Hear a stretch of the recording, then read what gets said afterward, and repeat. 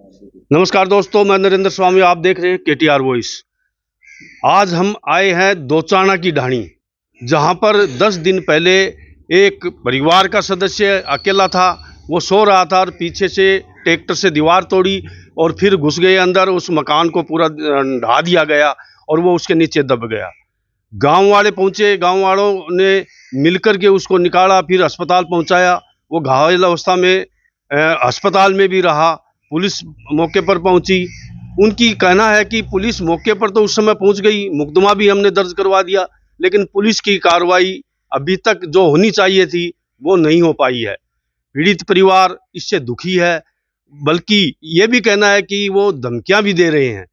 तो कहीं न कहीं ये पूरा मामला अब इतना भयभीत करने वाला बन गया है कि वो परिवार भय के साए में जीने को मजबूर हो रहा है। अब वो पूरे परिवार, गाँव वाले भी हमारे साथ हैं। हम उनसे भी आपसे करवाएँगे कि वो उनका क्या कहना है। सबसे पहले तो हम उस पीड़ित परिवार है, जो उसका पहले तो उनका नाम पूछेंगे। सर, क्या नाम है आपका? जोगिंदर नाम है। किस तरह की घटना हुई थी वो? सर ये रात को 11:30 बजे के लगभग आए थे। दरवाजा खटखटाया, 30-35 लोग थे। उन्होंने दरवाजा खटखटाया, मैंने दरवाजा नहीं खोला। दरवाजा नहीं खोलने की वजह से ट्रैक्टर घर में ही खड़ा था, ट्रैक्टर स्टार्ट करके दीवारें तोड़ दी। मैं उसके नीचे दब गया। फिर मेरे साथ फिर गांव के आए, उन्होंने मेरे को निकाला और फिर मेरे को सिंघाड़ा हॉस्पिटल में, सरकारी हॉस्पिटल में लेके गए। वहां मेरे को रेफर कर दिया। हालत गंभीर थी, इसी वजह से गुम चोट वगैरह लगने की वजह से। पुलिस की क्या कार्रवाई रही इस मामले में? सर पुलिस की कोई भी कार्रवाई नहीं है, अभी तक कोई भी कार्रवाई नहीं है। जो मुलजिम हैं वो भी अभी खुले घूम रहे हैं और बार बार फोन करके परेशान कर रहे हैं और धमकी और दे रहे हैं। अब ये बताओ सर, मैं कहाँ जाऊं, कहाँ सोऊं, कहाँ रहूं? क्या कह रहे हो? वो धमकी दे रहे हैं जान से मारने की, या तो हमारे नाम कटवा दे या नहीं जान से मार देंगे तेरे को।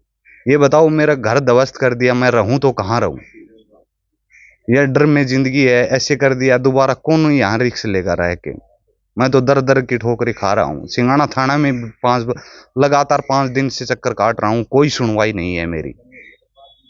तो थाने में सुनवाई नहीं है, तो अब क्या आगे आपकी रणनीति रहेगी इस मामले में? क्योंकि आप तो धमकियां मिल रही हैं, तो आप अकेले रह नहीं पाओगे, क्योंकि जब इतनी बड़ा कांड कर दिया तो आगे तो पता नहीं क्या होगा, ये भी आपके मन में आ रहा होगा।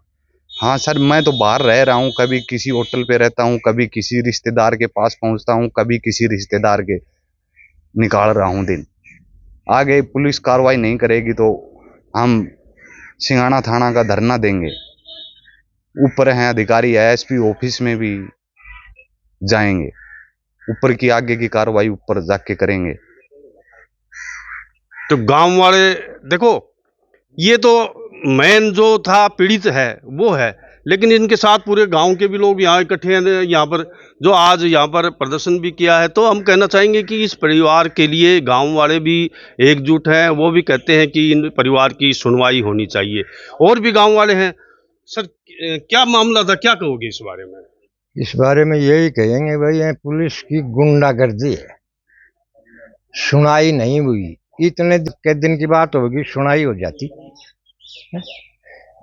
एक को धनी कुण रात में आदमी कन कुण चौकीदारो देखो, गांव देखो, कदे कौन दे है। तो यो तो घर घर की भाया थड़ियां फोड़ तो डोल रहा है। कदे बड़ावर रस है, कदे नारनोल रस है, के कोई होटल में रस है। तो ऐ को कोई धनी दोहरी को नहीं। तो क्या उपाय होने चाहिए? उपाय प्रशासन करे, पुलिस करे, इसका पकड़ो तुरंत। और आप ही भैंस ब्याह जो सूचना की आप बता दी भाई, ये इतना आदमी था और ये आदमी था। तो पुलिस अभी तक एक नहीं भी कौन बुलाया? पुलिस 2 बार आई से, पुलिस कहने नू कौन करे, कार नहीं कौन पकड़े को पुलिस। तो तब गांव वाला चटाई पुलिस है आख के सोदो से साहब देखो, वो तो ये भी पुलिस वाला जाने। पर नहीं, इतना दिन में तो सुनाई जानी चाहिए थी।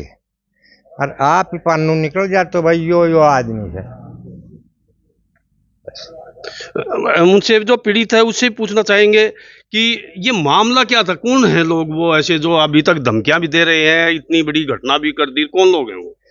ये परिवार के भी हैं, डुमोली से भी हैं, परिवार से भी हैं, डुमोली से भी हैं। अब भी धमकियां ही दे रहे हैं वो। पुलिस प्रशासन कुछ कर नहीं रही। पुलिस प्रशासन बताओ। नहीं, अब मैं क्या- ये उन्होंने ये हमला किया, कोई कारण तो होगा ना उनका। उनका क्या कहना था ये कि इस वजह से हमने ये किया है? ये सिर्फ प्रॉपर्टी की वजह से कर रहे हैं। एक तो इसमें ताऊ का लड़का ही है, उसके 2 लड़के हैं, वो भी शामिल हैं। ताऊ का लड़का ही है, वो शामिल है इनमें, घर के ही हैं। 2020 में 21 में पहले भी मेरे ऊपर हमला हो चुका, जब भी पुलिस ने कोई कार्रवाई नहीं की। अभी भी वो कोर्ट में ही केस चल रहा है। ये दोबारा हमला हुआ है मेरे ऊपर, जानलेवा हमला, दोबारा कोशिश की गई है मेरे। बहुत बड़ी बात है कि एक ही व्यक्ति पर 2 बार हमला हो जाए। और भी है हमारे साथ, पहले तो आप नाम बताइए। मेरा नाम अशोक कुमार है। क्या मामला है ये? सर मामला तो ये जाने मारने वाले और ये मरने वाला, बाकी ये नुकसान बहुत किया और पुलिस आई उसने कोई कार्रवाई नहीं की है। हम तो ये कह सकते हैं, क्या कहोगे आप कार्रवाई की? ये करे कार्रवाई करो, इसको जल्दी इंसाफ मिले, इसको इसका बुरा हाल है, इसको रहने के लिए जगह नहीं है, यही कहीं और क्या कहीं है। इसका हाल देख लो, ट्रैक्टर का इसका कम से कम 10 लाख का कम से कम नुकसान हो गया और इसका कोई अभी तक कोई कार्रवाई नहीं। 10 दिन, शायद 10-12 दिन हो गए इस कार्रवाई।